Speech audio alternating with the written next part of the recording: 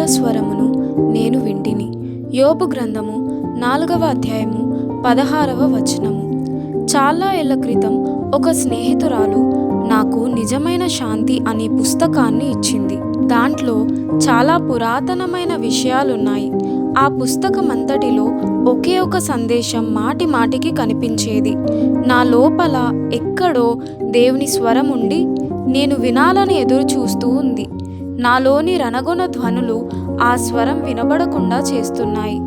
అయితే ఇంకేం, ఆ లోపలి స్వరాన్ని వినడం తేలికే కదా అని నాలోని రోదనంతటినీ తగ్గిద్దామని ప్రయత్నం మొదలుపెట్టాను. వెంటనే కొన్ని వేల గొంతులు, శబ్దాలు నా చెవుల్లో వినబడసాగాయి. బయట నుంచి, లోపల నుంచి హోరుమని ఒకటే గొడవ. వాటిలో కొన్ని నా స్వరాలే, కొన్ని నా ప్రశ్నలు, కొన్ని సాక్షాత్తు నా ప్రార్థనలే, మరికొన్ని శోధకుడి సలహాలు, ఇహలోకపు కేకలు, పెడబొబ్బలును. అన్ని వైపుల నుంచి నన్ను నెట్టుకుంటూ, తోసుకుంటూ, గోలపెడుతూ గజిబిజిగా నన్ను నిలువనీయకుండా చేసినాయి. కొన్ని స్వరాలకు, కొన్ని ప్రశ్నలకైతే నేను నిలిచి సమాధానం చెప్పలేనేమో అనిపించింది. అయితే దేవుడన్నాడు, నిశ్శబ్దంగా ఉండు, నేనే దేవుణ్ణని తెలుసుకో. అయినా ఇంకా నా పీడ తొలగలేదు. రేపటి గురించిన ఆందోళనలు, రేపేం చేయాలి, చేయగలనా అనే భయాలు. దేవుడు మళ్ళీ అన్నాడు, నిశ్శబ్దంగా ఉండు. అది విన్న తర్వాత మెల్లిమెల్లిగా విధేయత నేర్చుకున్నాను. ఏ శబ్దము వినిపించకుండా చెవులు మూసుకోవడం నేర్చుకున్నాను. కొంతకాలానికి శబ్దాలన్నీ సద్దుమణిగినాయి, లేదా నేను వాటిని వినడం మానేశాను.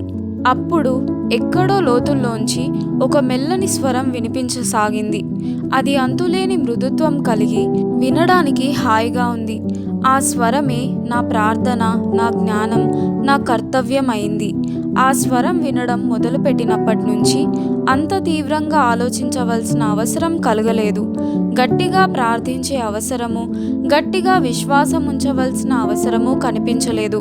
పరిశుద్ధాత్మ దేవునిదైన ఆ మెల్లని స్వరమే నా హృదయంలో దేవునికి ప్రార్థన, నా ప్రశ్నలకి దేవుని జవాబు కూడా అదే. ఆ స్వరమే నాకున్న జ్ఞానం అంతటికీ అర్థం, ఆశీర్వాదం అయింది. ఎందుకంటే సజీవుడైన దేవుడే నా జీవితం, నా సర్వస్వం అయ్యాడు. చావు గెలిచి తిరిగి లేచిన మన ప్రభువు ఆత్మను మనలో నింపుకునే పద్ధతి ఇదే.